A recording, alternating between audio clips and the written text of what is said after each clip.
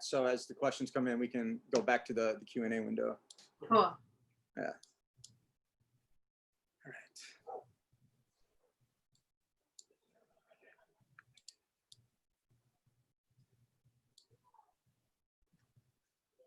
Okay, we are live. It is the final day of San Diego Driveway Con, which is happening right here in my front yard. And we have about 6 vendors, and we've got people all masked up, socially distanced, just outside the garage. So we may pick up a little ambience, but I am so happy today to introduce our guests. We have Miss Aurora Gorealis and filmmaker Chris LaMartina. How are you guys doing? We're doing well. Thanks for having us. Thank you. Thank you. So today I would like to start with Aurora. And you are a horror hostess supreme, and you are doing you do live videos as well as live events. And what can you tell us about Aurora Gorealis, and how long have you guys been doing the show? Sure. So Shocktail Hour started 3 years ago this past June, and it was entirely a live show, as in live in-person show. Once a month I was doing it at a local bar here in Baltimore. And then March 2020 rolled around, and the day of that show, we decided at about 2 p.m. not to do it as we usually do, because things were starting to develop with the pandemic and we didn't want to expose people unnecessarily. So we spent the next few hours figuring out how we could just transfer it over to a live broadcast, live streaming, and that's what we've been doing ever since. So we do a regular monthly show. I've also expanded to doing Aurora's bedtime stories, which for a while I was doing every Sunday night. We've taken a break for the bulk of the summer. So yeah, it has taken an unexpected turn, but one that has brought us an audience from around the country, which is really exciting and never would have happened otherwise. Now that's super cool, because I'm sure that like you've kind of been forced into this other thing, and it's kind of forcing you to build more of an online presence. So, you know, as every week that goes by, you're going to be kind of building things for a fever pitch. So, you know, when, you know, everybody gets to go back out, you know, you'll be able to pack the house every time. So it's going to be a blast. We're going to have a huge party. Cool. So what I've got set up is I have a screen share set up. So what I want to do is I want to head on over to your Facebook page. Oh, yes, please. If I understand, that is kind of the main hub for Aurora Gorealis. Is that correct? Yeah, that's where we do all of our live stream shows. That's where you can follow for more information. I share stuff almost every day. Yeah. Okay. Nice. So here we have set up. And if anybody's watching at home, so anybody following along at home, the address is facebook.com/watch/Shocktail Hour. So you can go ahead and like the page and follow. And I'm sorry, how often are you doing the live shows? So we've been doing them roughly once a month. We skipped July because things started lightening up here a little bit in Maryland, and so people started going out more. So we wanted to give them their time to go outside, and we'll probably be starting up again. I think we're all going to be stuck inside again soon. So we'll be back probably to once a month or so. Nice. All right. So I have some of these videos up here. Is there one that I should go to kind of give people a sample of what the show is? Oh, I think if you went maybe either to the beginning of House Shark or to that latest one, you know, kind of sets the tone. I bet the Mummy's Day promo. Oh, yes. Is there the promo for Mummy's Day? Mummy's Day. Let's see. Oh, I don't see it. Oh, shoot. Okay. You know what, though? Is that on your YouTube channel? It is. Yeah. I don't think it's on there. Yeah. Oh, I'm very bad. But if you click on that video, the very latest one, it'll give you a little taste of the tone of the show. Well, we can always come back. Oh, hey, creeps. This quarantine's got us reduced to doing our own nails. Can you believe it?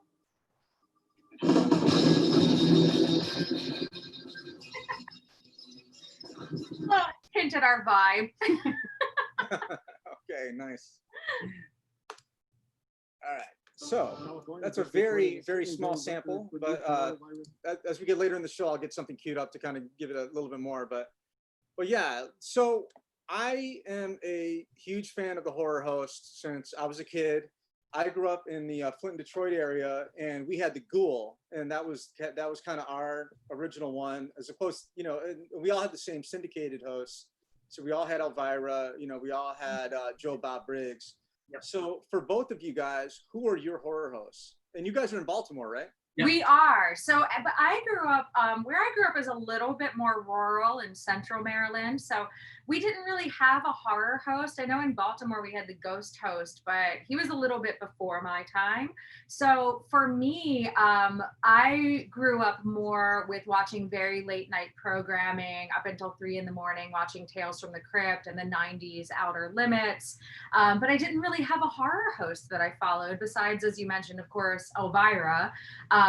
Who I've worshipped for ages, but no real local ones for me. I was in sort of a gap there. Yeah, so like our local affiliate that even did horror host was WNUV, which is, sort of partially where WNUF comes from. Right. So when I was a little kid, they did Nightmare Theater at 2 o'clock, then Creature Features at 4 p.m. So like literally Saturday afternoon, they showed these. The first time I saw Return of the Living Dead was a heavily edited version at 2 o'clock on a Saturday on Nightmare Theater, but they didn't have horror hosts. Mm-hmm. So it was like literally Ghost Host was on that channel or one of those channels in the 80s. Mm-hmm. But the thing that was crazy about Ghost Host was it was George Lewis, who was our Captain Chesapeake, who was like the kids show host. But what ended up happening was he didn't customize every episode. He would literally come out and do this sort of like weird ghost motion, and it was so dark you couldn't see his mouth. So he would just dub, like, this week we're showing House on Haunted Hill. And that's like every week, it was just the audio. The same thing. No, that's true because, like, the Ghoul was very, very early on. And I think I might be just like a little bit older than you guys, but, we're all pretty much Gen X. And yeah, in the 80s, we had something called the Saturday Afternoon Shocker. Mm-hmm. And they would play like Amityville 3, 3D, yes. Things, like the 2D version of Amityville 3D, and like all these like weird 70s satanic horror films. And they would have a double feature, and it was just called the Saturday Afternoon Shocker. And so, but they didn't actually have to hire a horror host to do it. So I think there was kind of like this weird time where the one guy that always gets brought up for Maryland because it's close to DC is Count Gordeval. Count Gordeval is like pretty much like the closest thing we have a horror host, but he's still active. He's still active. He still does an online show, and then he hosts movies at AFI. Yeah. That's cool. Yeah. Okay, so I do have a promo lined up now, so I'm going to go back. Oh, okay, let's do it.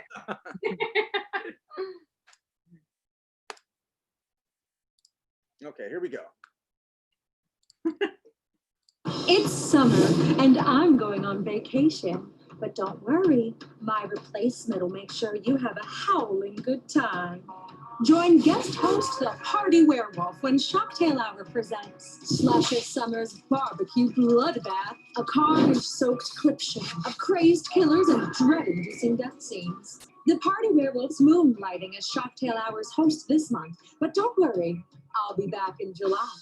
Shocktail Hour presents Slasher Summer's Barbecue Bloodbath, hosted by the Party Werewolf.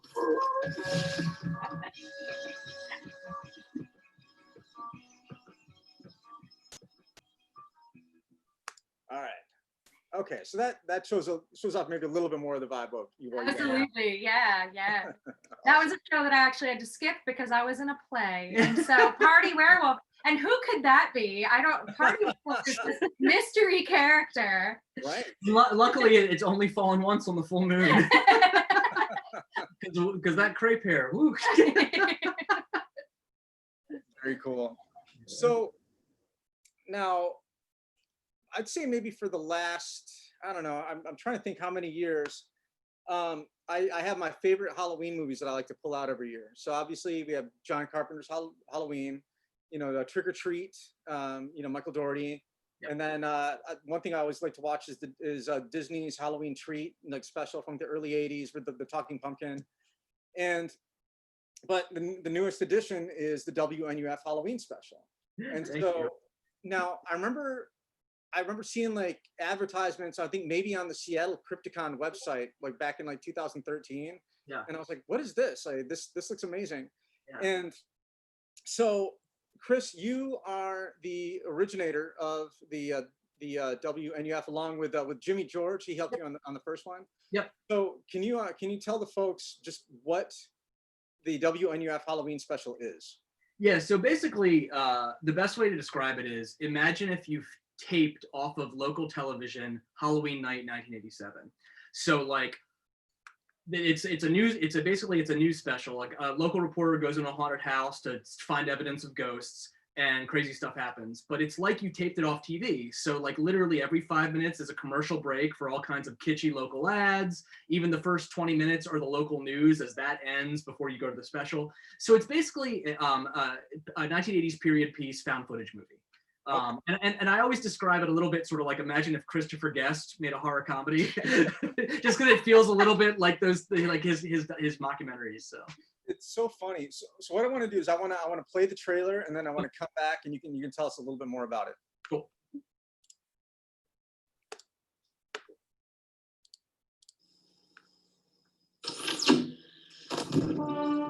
Don't check your dial, folks. You didn't tune into Transylvania's public access station. No, sir. Tonight is Halloween. Halloween is Satan's night, the night of the devil.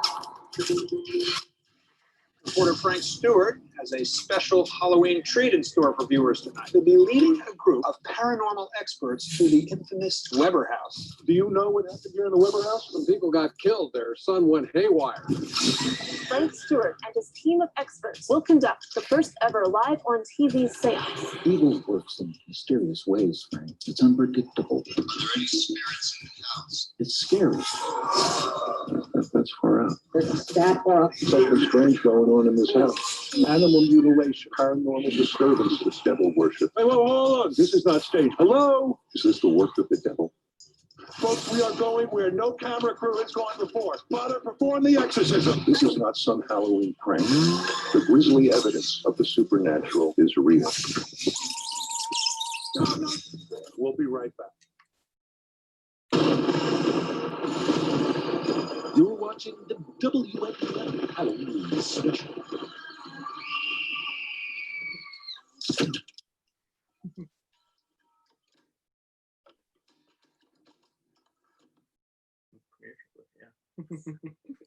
Awesome.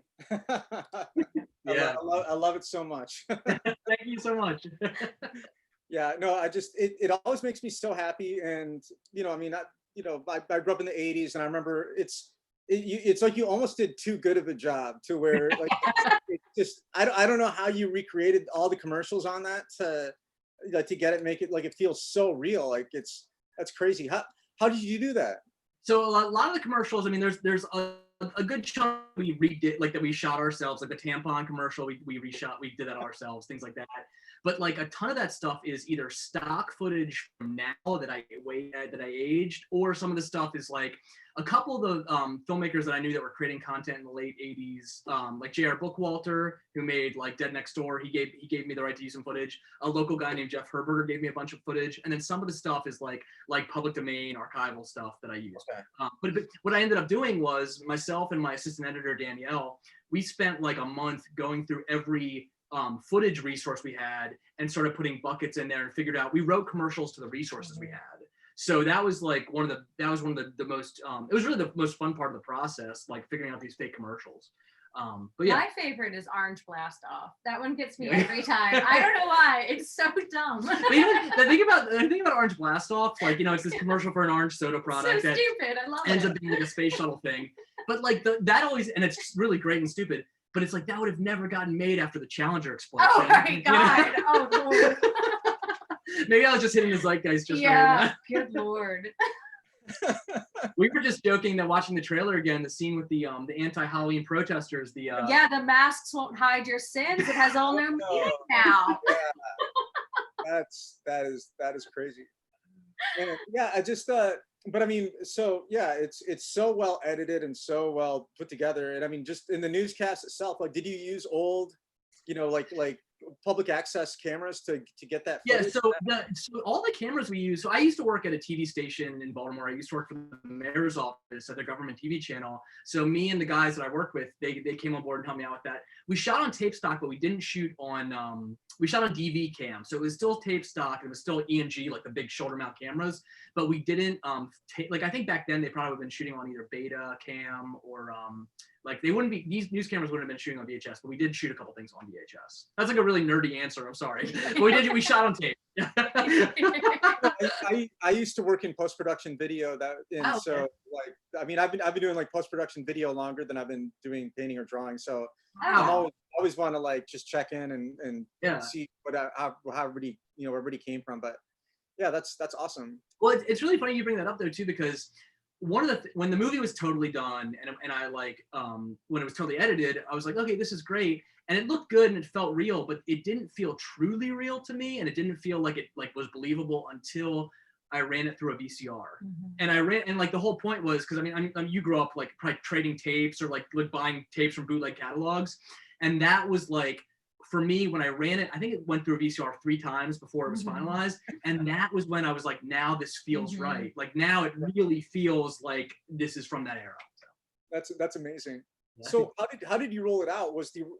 Now, if I remember correctly, did you roll it out as a VHS cassette that you had to order? Yeah. So well, twofold. So the movie came out officially on tape in August of 2013, but we were just dating then. Yeah. We had it was like literally like right around we were shooting Call Girl of Cthulhu, and I had made like 50 or so copies of VHS, and we wanted to start a whisper campaign. So literally we were starting to date, and like we hand labeled all of these VHS tapes, and then we would go to horror conventions and leave them in the bathroom. Oh my God. Leave them in like pawn shops and thrift stores just with the plain white label on them. We would just stick them on the shelf to hope somebody found it. Yeah. That's incredible. That's so smart. My favorite part was my buddy Charles uploaded it on Cinemageddon specifically. I mean, like literally, we bootlegged our own movie 6 months before it came out, because we were hoping. Because like I'm assuming you're the same way as like a Halloween guy. Like I will sometimes just go on YouTube and type in like Halloween 1991 and see what happens, And I was always hoping somebody would do that with WNF. I mean, honestly, the thing with WNF is like, we made that movie because it was like something that I really just wanted to make, and I thought it'd be fun to have it to exist. I never in a million years thought people would give a shit about it. Like, because you make these horror movies, and like people like they disappear. Like you make it, people care for 2 months, then you're done. But yeah. No, I'm myself, and I have a lot of friends out here. Like it's a staple now. Like it's become awesome. Like it's all right. It's a couple days leading up to Halloween. It's let's throw on Charlie Brown. Let's throw on one of the Halloween movies. Let's watch WNUF, and that's awesome. It makes me so happy. Like, and one of my favorite things to do is if no one's ever seen it, I'll just put it on TV and just let it play, and just let people try to figure out what the hell they're watching, and they're like, wait, is this like, did this happen? Was this real? So, I love it. One of my favorite stories, because you're not alone in that. I hear that every once in a while. One of my favorite stories was my buddy Jimmy Turry. Well, actually, he was one of the guys that found a copy that we left at one of these VHS conventions, and he goes to these friends of mine. He's out in Columbus, and he's like, I found this tape in the basement. Right now, I found this tape in the basement, and they're like, oh cool, let's put it in. So they put it in the tape, and like 2 or 3 minutes in, my buddy Pat, who lived with him, he went to college with me. So he's like, oh Jimmy, I know Chris. But yeah, that is awesome. Yeah. So you have also launched a crowdfunding campaign for the WNUF sequel. And so I think pretty early on, I was like, oh, well, yeah, take my money. I need a DVD. I need a Blu-ray. Like, whatever you're doing, sign me up. I'm 100% on board. So what I want to do first is I just want to switch over to the GoFundMe on this one. And we'll just throw the trailer on, and then we'll cut right back, okay? Cool. Sounds good.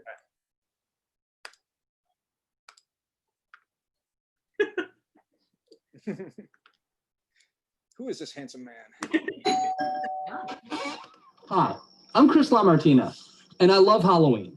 A few years ago, a mini army of cinematic comrades and I made a little movie called WNUF Halloween Special. It was a love letter to local television and everyone's favorite spooky holiday. That project holds a special place in my heart. And after much soul searching, I've decided I wasn't done with that universe, and I thought it was time to make a sequel. And that means we're going to need your help. Any money donated will go directly to the costs surrounding production. Everything from locations to costumes, special effects to stock footage licensing.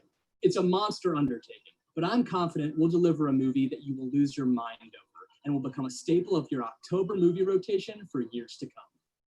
Now at this point, I know what you're probably thinking. What is the sequel about? That's part of the surprise, and I don't want to give away what's going in your trick-or-treat bag just yet. Instead, I'll tell you just 3 things. Number 1, it's not a remake or a reboot. It's a continuation of the same universe we built in WNUF. Number 2, it will take place in the 1990s. Number 3, there will be returning characters. This movie can't exist without your help, and there's some incredible gifts you'll receive with your donation. Everything from super limited edition VHS tapes, producer credits, special thanks, or even a starring role. You cannot beat that anywhere. So come on, join the team and help make this truly crazy batshit movie with us. If you're one of the folks that watches WNUF Halloween Special every October, then we want you to be a part of this sequel. We can't make this movie without you.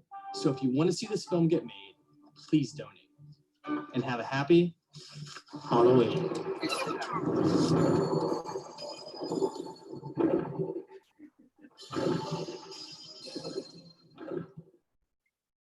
So good. So good. I'm just reliving the nightmares of making that. Oh my goodness. Yeah, because I shot that and I am not a camera person. So I shot that for Chris. So he was simultaneously teaching me how to use his camera while we were shooting it. But we have to send you a link to the outtakes because even to this day, I cry laughing, watching Chris try to throw the toilet paper and it just tearing or just landing at his feet. Clearly he's never toilet paper. I've never toilet paper. I've egged a house before, but never toilet paper. So Aurora is a relatively new character in the, from the time that, Chris had originally done the WNUF Halloween special. Mm-hmm. Are you going to be playing any roles in this? I imagine you have to be some part of this film. So I am. So I'm actually helping Chris produce it as well. And then I am in it, not as Aurora, but as a real human character. Cool. So what I want to do is I want to just pull up just the webpage for the GoFundMe. And the GoFundMe's been going on for a while, and I'm sure if anybody still wants to order like a DVD or a VHS tape, I'm sure that you're still, taking orders for that because the movie's still in production, right? I can, so basically I think the DVD shipped is like $30. Special thanks in the DVD liner notes is $50. $100 is the VHS tape and some other surprises and DVD and special thanks. So the only thing we're just not taking donations for any longer is anything that's like a cameo or like that would require filming or using photo elements, just because one, COVID has complicated that, but also we're really far along. Like, believe it or not, we would be nearing the finish line if COVID didn't happen. Yeah. So what ended up happening was we had about 15 days we lost because of sorry, that's our sub pump.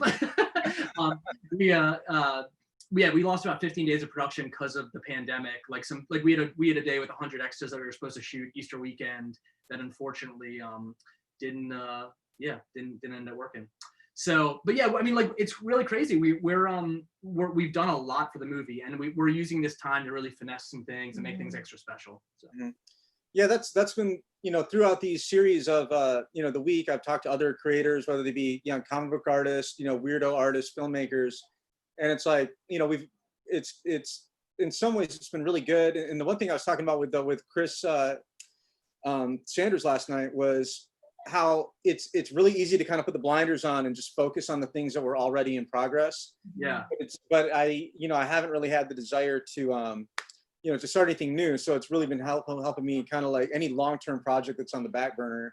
It's been nice to try to play catch up on that. So I'm sure that because of that, like with the footage that you do have, is going to be amazing, and you get to kind of like, you know, previs everything that you still need to do, and I'm sure it'll probably be much more easier to do. Well, it's interesting. We've even done a couple shoots, Yeah. but very safe, low risk. Like we literally broke down the movie again about 3 weeks ago into buckets. Yeah, with like what's absolutely safe. And, you know, a lot of it is, of course, too, like talking to actors about what they feel comfortable doing. But what we've been doing is anything that has one actor in it and they can come into the backyard or shoot it on the sidewalk outside the house, where we're fully masked when they arrive. They, of course, don't have to wear a mask, but everything is set up. They just get in place, do the thing, and then leave.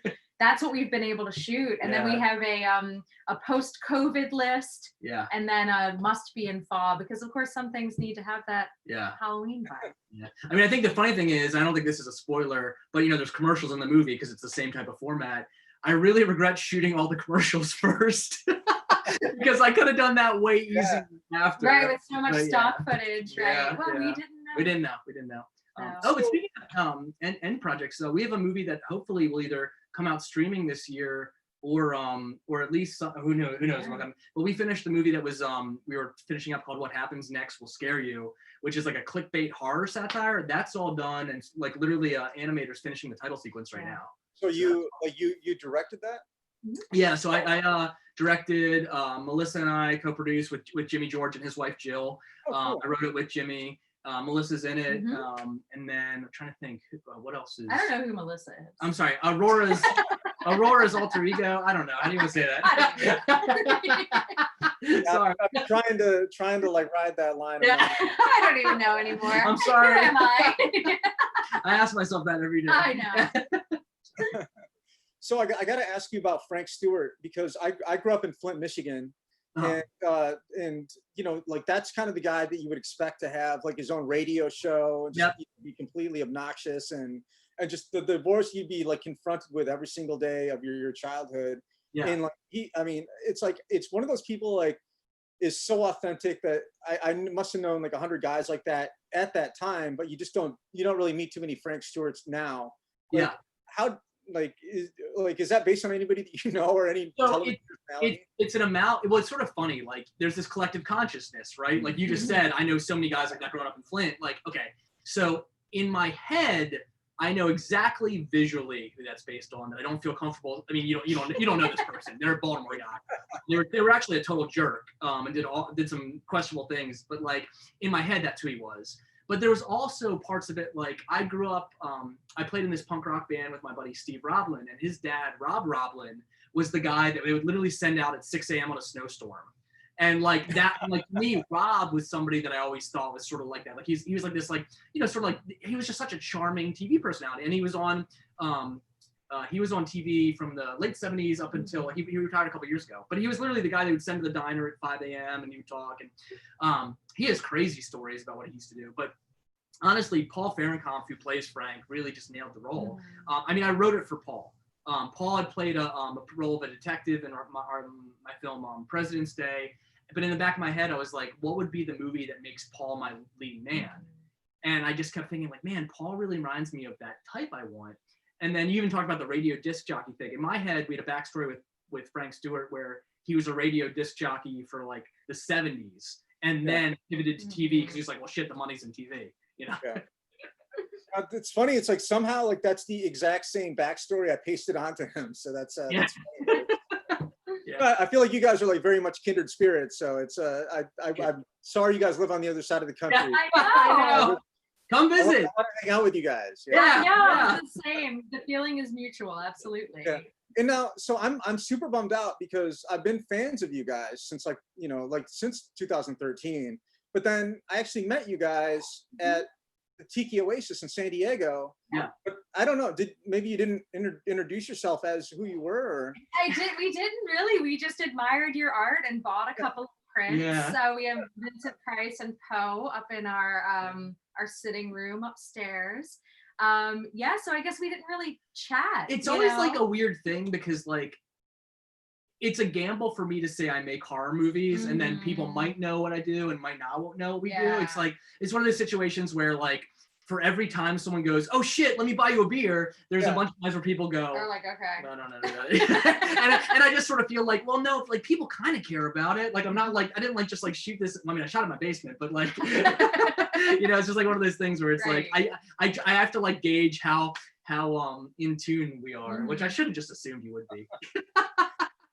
Yeah, I don't know. Well, now we know each other, so Yeah.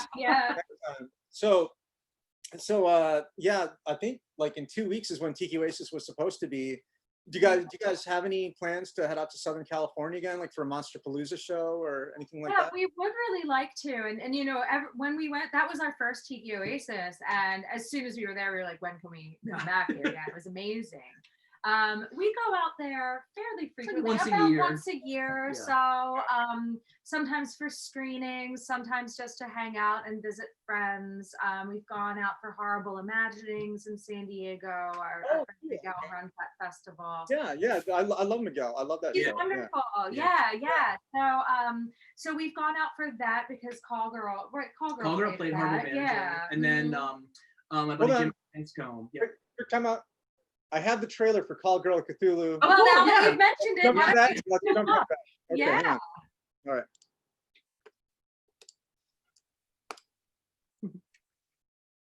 Good segue. Here we go. I've read your book. Human sacrifices. Alien gods. Hookers giving birth to mutant babies. I'm telling the truth. I'm looking for a specific girl, Mr. Avon. A girl with a birthmark. The mark of Cthulhu. She's a hooker, isn't she? I don't buy it. Unless you're into that stuff. I just hope for your sake she doesn't have any STDs. Doesn't matter what she does for money. There's something special about her. I want her so bad it hurts. It's gonna get real messy. Dream Cthulhu will awaken. The great old ones will follow. Rise from their deep slumber.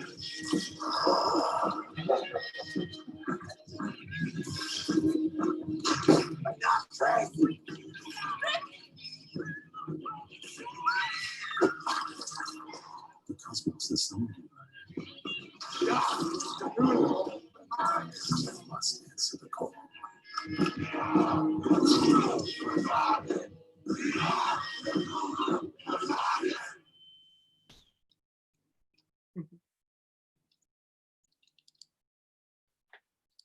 So this is one of the films I was trying to see before I had you guys on, but from understanding, it's not streaming right now, or it is. It used to be on Amazon Prime actually for a while, and like Amazon cracked down a lot on anything that was sexual, like horror stuff that wasn't like aggregated through like some sort of bigger distributor.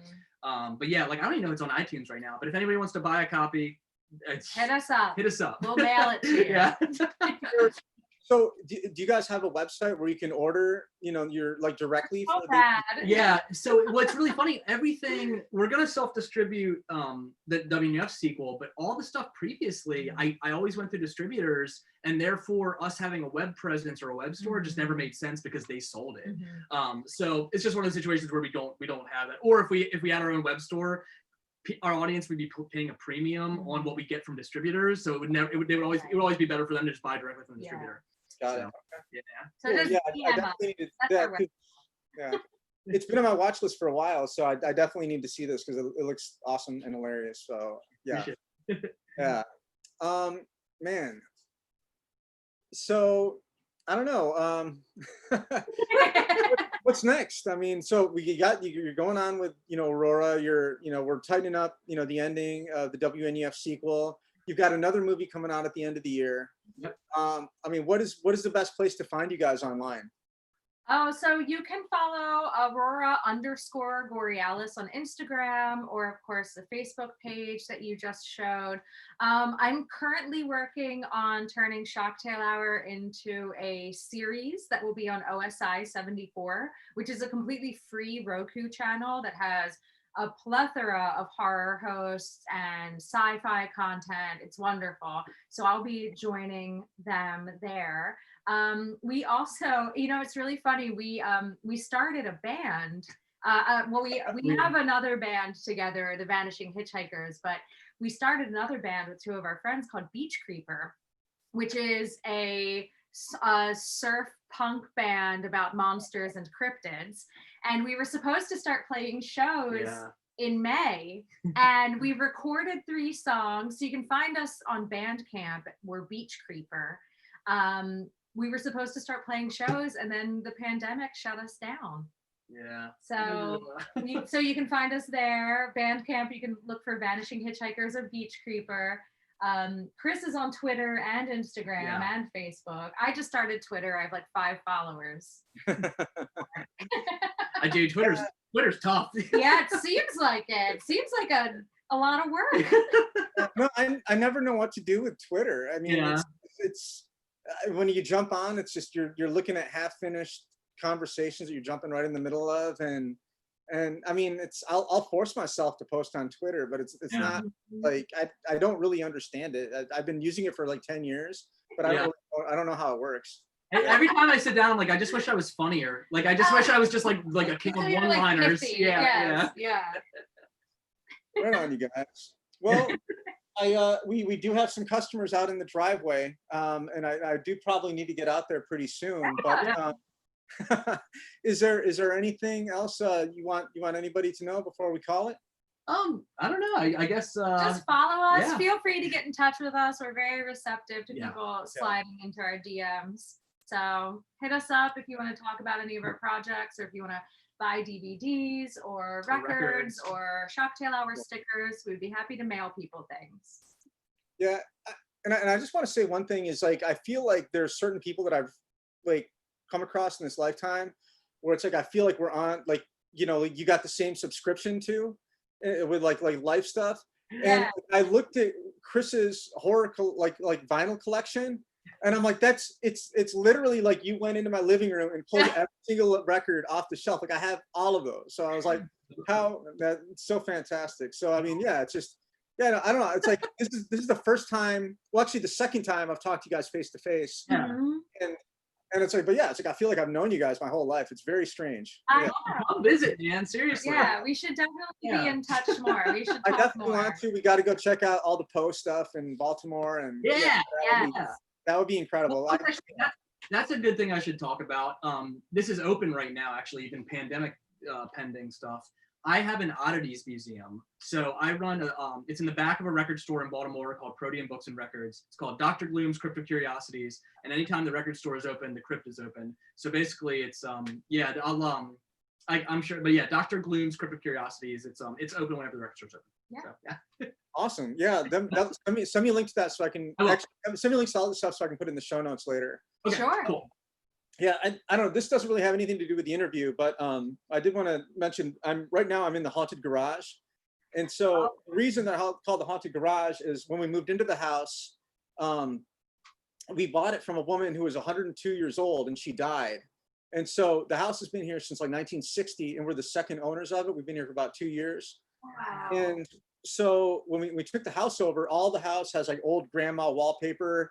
There was never any cable internet anywhere. Like all of the plugs just had the 2-prong, and so we had to like update everything.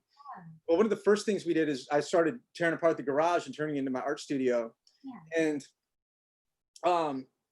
so I had an electric sander plugged in, and I think like the first week we were in the house, it just turned on and just shot off the shelf by itself. What? And then I've had paintings like literally just move themselves from one side of the room to another. Like I have a Clive Barker original. Let me see if I can get it up here. Oh, wall. It's let's see, this one right here. Yeah, wow. And, so I have this Clive Barker original, and so this piece in particular has like, it just seems to have a mind of its own and just kind of like wander around the studio. I once had it like up against the wall, left, and like it was a foot away from the wall, just standing upright. What? Oh. And so so you can also see by the wallpaper, this is the same wallpaper from the Haunted Mansion. I was going to say, it looks like some stretching portraits are going to go in there. Yeah. So I'm going to be like doing my own versions of the stretching portraits.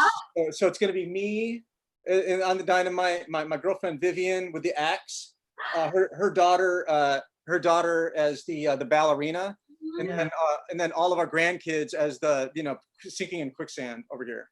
So eventually we'll get these all filled out. But amazing, wonderful. But the electrician that did all the work, he's like maybe a couple years younger than I was. He ended up dying of hemophilia like shortly after finishing the project. Yeah. And the guy that started the wallpapering job died of a heart attack halfway through, and we had to have someone else finish this. So there's some weird energy going on in this room. Well, don't touch it, Devin. Be careful. Yeah, so it's like there are 900 happy haunts, but there's room for one more. I don't know. Like, that has nothing to do with the interview, but I thought since you I love it. Yeah, that was great. and like you guys have such a cool backdrop. Just yeah. You guys have like the haunted cellar, so Yeah, exactly. Yes. Right on. Well, on that note, I'm gonna let you guys go, and so you guys can enjoy your Sunday evening. And so yeah, and anybody feel free to check out Shocktail Hour, and go check out on GoFundMe. Go ahead and pre-order your WNUF swag, and yeah, that's all I can think of for right now. Great. Thank you so much, man. Yeah. And also, we are going to be doing a Halloween version of Driveway Con, so maybe we can check back in with you guys in October. That would be fantastic. Yeah, we can We'd swap love ghost that. stories. Yes, absolutely. That would be amazing. All right, you guys, have a good evening. Thank you so much, Devin. It was nice talking.